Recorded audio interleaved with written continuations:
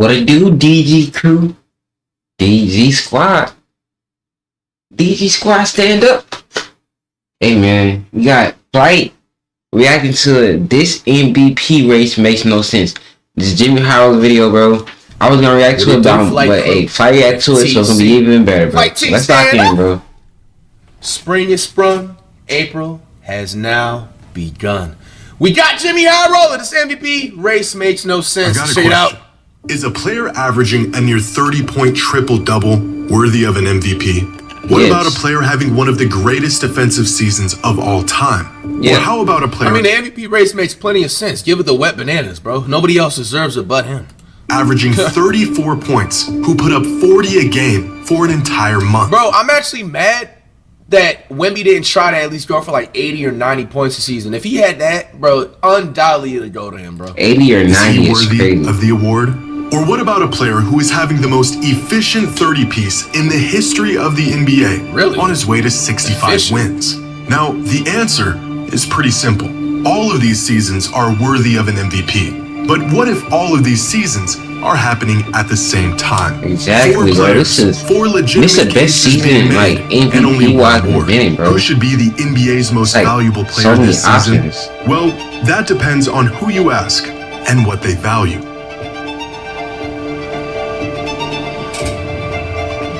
Ad coming up at 5, 4, 3, 2, 1.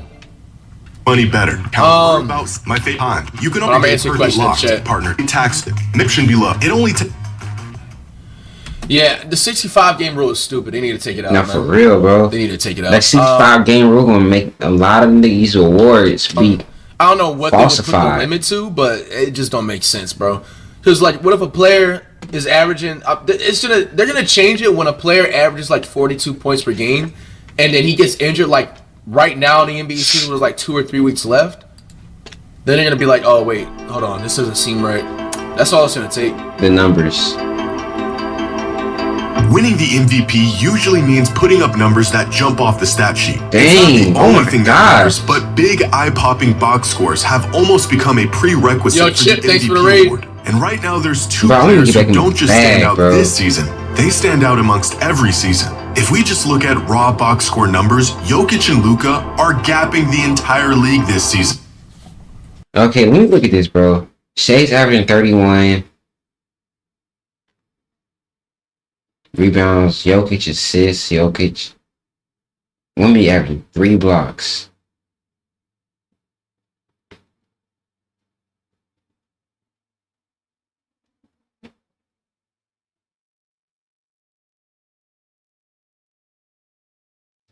I mean, bro.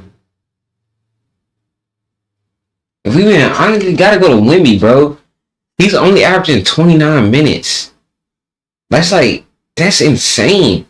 Curry averaged 30 in like 30 minutes. But like, bro, 24, 11, 3, and 3, and 1. What? Wemby's only averaging 24? I thought he was at least at like 28. Now that's why people are fucking debating that shit. But he should still win, in my opinion, because you look at Doncic, 33, 34, and then SGA at 32. Then Jock is right at 28 with the triple-double. Damn. Jokic is averaging a triple-double, though. Wemby for sure next season is going to average 30. And that's when he's going to be the number 1 face of the league. By next season, Wemby's going to be the number 1 face in the league as like what people think about. When they think about the NBA, they're going to think about Wemby, then Curry, then probably SGA, and whoever afterwards. Maybe LeBron, whatever. I'm pretty sure LeBron's going to play next season. But I thought Wemby was averaging like 28.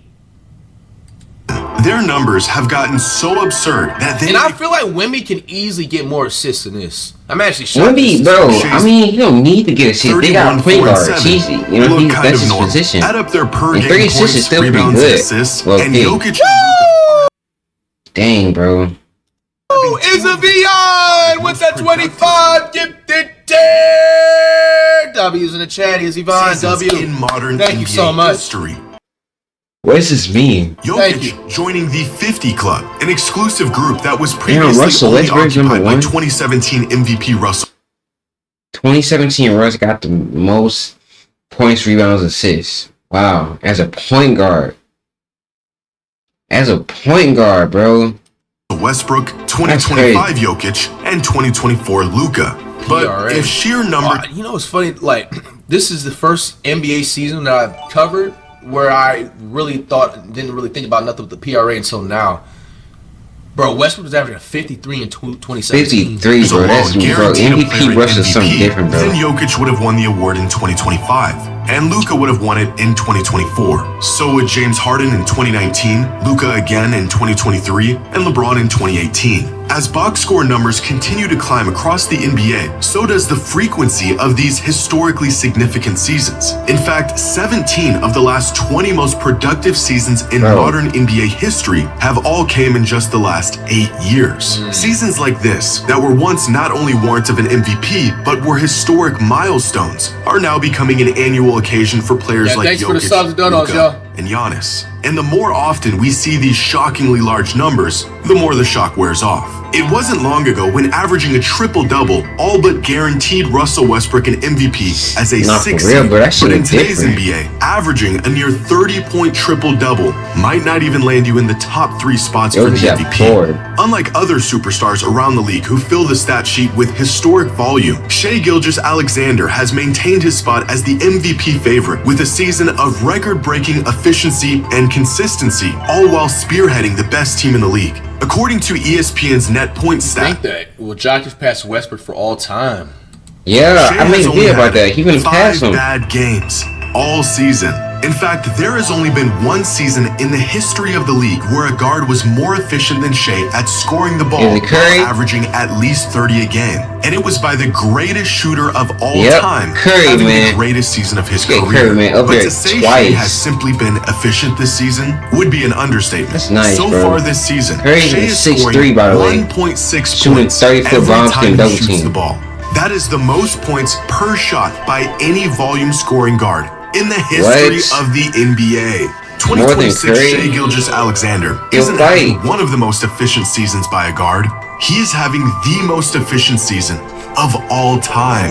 Now, when stacked up against these three, Victor Wembanyama's numbers pale in comparison. A lot of his value coming on the defensive side of the ball. And I don't think you'll find any never minds on the stat sheet. But Victor has been on a minutes restriction all year. If we standardize these numbers on a per 75 basis, then you can really see just how much Wemby is impacting the game every time he's on the court. With box score numbers that match these other candidates, even as a player who doesn't favor offense. However, earning the title as the most valuable player in basketball requires value that goes far beyond the box score. But even looking past the raw numbers doesn't make this decision any easier.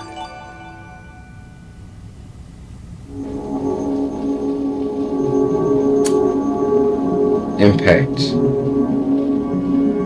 Who is the most valuable player this season? That depends on what you value. In terms of estimated plus minus, it is Shai, who not only has a lead on I'm gonna edit all that out. You know me, man. He has the 3rd highest single season EPM of any player this century, only trailing 2019 MVP James Harden and 2016 MVP Steph Curry. If we look at crafted plus minus, it's Nikola Jokic who reigns as the best player in the league this season, followed by Wemby and Shai. And if we look at daily plus minus, it is Jokic once again who tops the league with a sizable lead. Kawhi been cooking too, and it sucks because they're not even talking about him. But I think Kawhi's been playing the best since the damn 2019 season. Advanced metrics told us everything. Nikola Jokic would be walking away this season with his 4th MVP. Fortunately for the rest of the field, the value a player provides for his team cannot be boiled down to one simple number. According to preseason odds, here are the projected number of wins each team was expected to finish with this season. Now, these projections can be off for a number of reasons. Teams dealing with injuries, unexpected leaps from young players, and of course the individual impact of an MVP-level player. Coming into the season, the Denver Nuggets were projected to win 54 games. Right now, they are on pace for about 52. Wow. The Thunder were projected to finish with about 63 wins, a total they're on pace to surpass by 2 wins. The Lakers were projected to win 47 games, and they're currently on pace for 53. Wow, it is the Spurs who have completely blown away expectations this season. Preseason odds had them winning 45 games this year. They are currently on pace for 62 wins, exceeding projections by 17 wins. If you're looking for who provides the most value, it might be the guy who's transformed the Spurs from playoff hopefuls into title contenders. But looking at the MVP from this angle assigns individual value to team success. And as we all know, despite the MVP being an individual award, more often than not, the perception of a player's value is heavily influenced by the success of their team. After all, if you are truly the most valuable player in basketball, you should be elevating your team to title contention. But rather than looking at team success, let's look at the individual impact these players have bro, on their team. NBA Dunks and superstar, threes bro. has a metric called that shit seemed like a estimated fucking lifestyle, man. Like you look like Shay, like you just so consistent. It's just like that shit gotta feel good to wake up being Shay, bro. wins. That takes the quality of can't be play the only from one that any think given that, player, plus the minutes they've played throughout the season, to get the estimated number of wins they've contributed to their team's total. Our 4 MVP candidates being the top 4 players in the league this season in estimated wins, with 13.8, 14.6, 16, and 18. Nikola Jokic is solely responsible for a third of the Nuggets' wins. Wow. Oh, so this wasn't boiled down to, if that's the case. So Jokic deserves the MVP? So if that's the case, then it's either between SGA and Wemby. But it is Shai Gilgeous-Alexander who has contributed the most wins to his team this season. But arguably the most accurate way to assess a player's value is to measure how well their team performs when they're on the court versus when they're off the court. Exactly. How much does a player's presence directly impact the Thunder was still winning, so Here are the top 30 players in the league this season and their team's net rating when they're off the court. From the Celtics, who are firing on all cylinders even without Jaylen Brown on the court this season, to the Jazz, who are on the verge of relegation without Lauri Markkanen on the court. And now here is the effect these players have on their team. Today, yo. Next one is Saturday. With the 4 most impactful players in the league Wemby. this season being I told y'all, bro. Jokic, Giannis, and Wemby, with the highest net on-off in the entire league of plus 17. Official, thanks for the rating. The Spurs are 17 points better per 100 possessions with Wemby on the court. But this stat also reveals another key factor in the MVP race. We often judge. Hell no, but this nigga is not that damn impactful, bro. He has not made that big of an impact. Shit, bro. How much he be paying these niggas behind the scenes to boost his damn credit?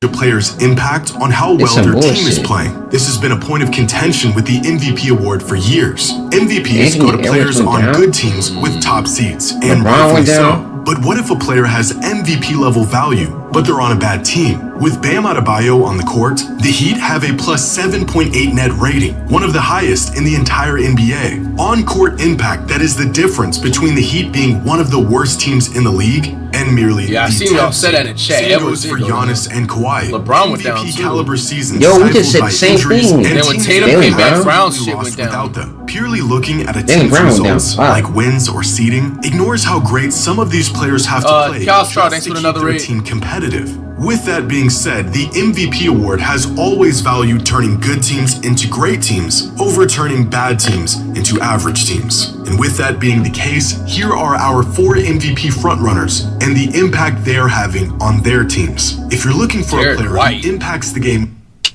Derek White's on there? Fuck no. Man, how is he that much? That just makes me like scratch more than my head, Curry. bro. So you telling me Derek White is more of a most valuable player than Curry, bro? Get the fuck out of here, bro. You're telling me the Celtics are beneficial with Derek White, bro? Come on, man. More than bullshit. While pushing their team into Derek White is an obvious, fucking defender. That's all he do is shoot threes and shit. Consistent casual, bro. Great territory. He's like an 83 overall, bro. Curry's a 97. Is this Mark Cannon? I mean, I guess it's Jazz. Only good Jazz. Giannis go up a lot too. Yeah, everything else is. I mean, Wemby went up so much. Something about nipples, but he do be making them Jalen Duren, like top 3 in the league. Jalen Duren, K. Yeah, I don't know about this Derek White right here, bro.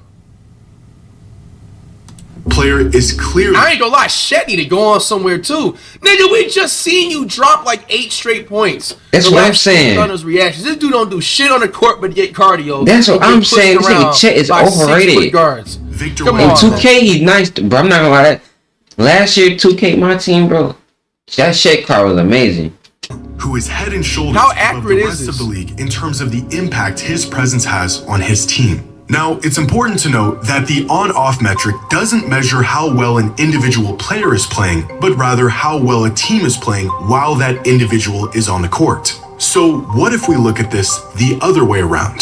What if we directly measure a player's individual impact and how that affects their team's success? This is ESPN Analytics net point stat, and it divides credit and blame to each player on the court for every play of the game to measure the impact of each individual player. The higher the total net points, the more that player has contributed to their team's wins throughout the course of a season. In fact, the metric is so indicative of a player's value that... Wait. The NBA net points award leaderboard. ESPN literally calls it their MVP stat. For example, last year's 2 MVP finalists, Shai Gilgeous-Alexander and Nikola Jokic, finished the 2025 season within 9 net points of each other. Wow. The next closest player was Tyrese Halliburton, with about half as many. Bro, damn, Tyrese was really third?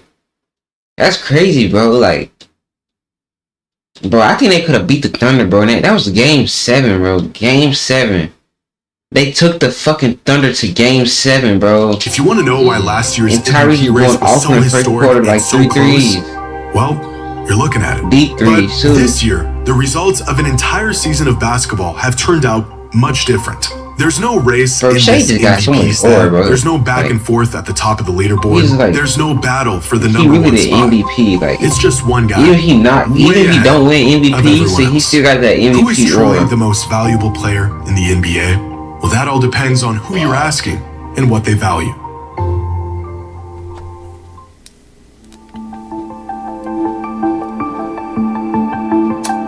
But Wemby is strong as shit, bro. With just a couple weeks left in the season, the MVP race has become so close that there is no clear consensus on who the actual most valuable player is. One source will say it's Luka, another will say it's Wemby, and another will tell you it's Shai. According to Basketball Reference's MVP tracker, it is Nikola Jokic who has a firm grasp on the top spot with a 60% chance of winning the Jokic MVP. has 60? Ask the fans who they think should be the MVP, and you'll get a completely different answer. A couple weeks ago, NBA Central on Twitter asked fans who is the NBA's most valuable player, the options being Shai, Luka, Wemby, or Jaylen Brown. Within days, nearly 76,000 fans casted their votes, and running away with over 62% of all the votes as the clear winner was Luka Doncic. The result of a late season surge. Fans don't got ball knowledge, bro. It's Victor Wembanyama, bro. Like, come on. Matter about this, or come out of the league. They just know recency bias, bro. And efforts that slingshotted him up to second place on the MVP ladder. Damn, did they low-key spoil it so Jokic is gonna win the MVP? It's not the fans who get to vote for this award. I really don't know who will win. I think it should be Wemby. There has been one clear-cut leader throughout the entire season. Recently, the NBA did its annual MVP straw poll, a survey asking a panel of 100 media members who they think this season's MVP is. The results? Finishing in 5th was Luka Doncic, who received 0 first-place votes. Damn. In 4th was Victor Wembanyama. In 3rd was Cade Cunningham. In 2nd was Nikola Jokic. And with a resounding 78 of the 100 first-place votes was Shai Gilgeous-Alexander. Now, this poll was conducted back on February 20th. 2 full months before the end of the season. And a lot can and has changed over that time. But in 2025, the same media straw poll was conducted around the same time. And they accurately picked the MVP last season. They also accurately picked the MVP in 2024 and in 2023 in 2022 and in every single season since the introduction of this mid-season MVP poll in 2016. Over the course of the entire season, 9 different players have slid in and out of the MVP leaderboard, from Luka and Cade to Brunson and Jaylen Brown. But the first half of the season I feel bad for Cade, bro. Exactly, bro. All Nikola Jokic dominated. If Cade don't come back by the playoffs, Pistons getting swept by somebody. Number 1 spot for 10 consecutive weeks. It wasn't until an injury sidelined him for a month when Shai Gilgeous-Alexander snagged the top spot and held on to it in what some people described as a runaway victory. At least it was, up until last week, when for the first time in his young career... Oh my gosh. Bro, they're not getting out the first round without Cade, bro. Look at this, bro. This is the craziest MVP race. This is the craziest MVP race I think I've ever witnessed, bro, since I started watching basketball. 5 and 18. These top 4 niggas, bro. Imagine if Giannis was playing, bro. Giannis has been injured and on the fucking trash ass Bucks. Imagine Giannis was on the Warriors with Curry, bro. If only Giannis, he would have been in MVP talks. Bro. And they don't have to get stops on it would have been like, This would have been the craziest MVP race in Giannis came towards. He got stayed healthy, bro. And Curry did too. The biggest catalyst in Victor's climb to the #1 spot, not necessarily being his play on the court, which has been strong and consistent throughout the entire season. And when he got 99 defense, bro. 3 arguments. Base card. My first one would be that defense is 50% of the game, and that it is undervalued so far in your race. Definitely. I believe I'm the most impactful player. Talk your shit, Wemby. Facts. See, that's what I like to see, bro. Say it's like, while at my game, we're talking. If I'm Wemby, bro, like, I want to win the championship, but I want that with MVP too. Like, I want them both. I want to be the best. I'm the best. You know what I'm saying? Second argument would be we almost swept OKC in the season, and we dominated them. He even said that they swept OKC. He's standing on that. Talking his shit for real. Boss move. It's not just sports. Immediately after this interview, Wemby's odds to win MVP shot up from plus 1900 to plus 225, pushing Luka into the 3rd spot and turning this late season battle, at least on paper, into a 2-man race. Like, bro, no glaze, man, bro. You trying to be at the next level of sports? This is how you contain yourself, man.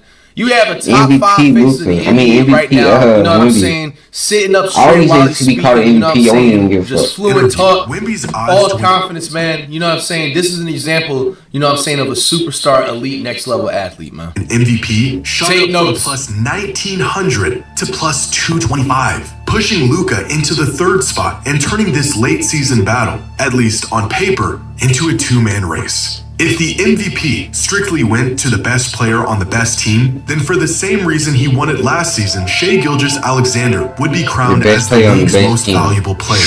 If the award went to the player who has the largest impact on his team, but when he beat them, I stopped showing that damn dunk. The youngest MVP in the history of the league. Oh yeah, Victor couldn't be the youngest dominant player in the league. Nikola Jokic would be a 4-time MVP by the end of the season. And if the fans had a say, Luka Doncic would be walking away as the league's most valuable player. With 2 weeks left in the season, the MVP race has grown closer than it's ever been. Bro, I don't know. This is so entertaining, bro. I don't know who's gonna win. Only one can earn the title as the NBA's most valuable player. All right, man. Who will win the MVP, man? Who do y'all got winning the MVP? Bro, I think it's gonna be Wemby, bro. I got Wemby winning the MVP. I think it's gonna be Wemby. I'm not gonna lie. But then again, you see part of the video where it's like where the NBA voted on it looked like they kind of leaked out that Jokic was gonna win it. They're saying that he's like 60%. So we're gonna have to see. You guys know I want to put Curry in there, man, but we gotta be realistic. I don't even think he got the 65 game rule shit too, huh? Oh yeah, standings, Village. Yeah, I don't even think Curry got the 65 game shit. I don't even think he can make the All NBA if I'm not mistaken. But I don't know. All right, we got the standings right here. We got the Pistons still at the same spot. Celtics, Knicks, Cavs, Hawks, and then at the 6 or 6.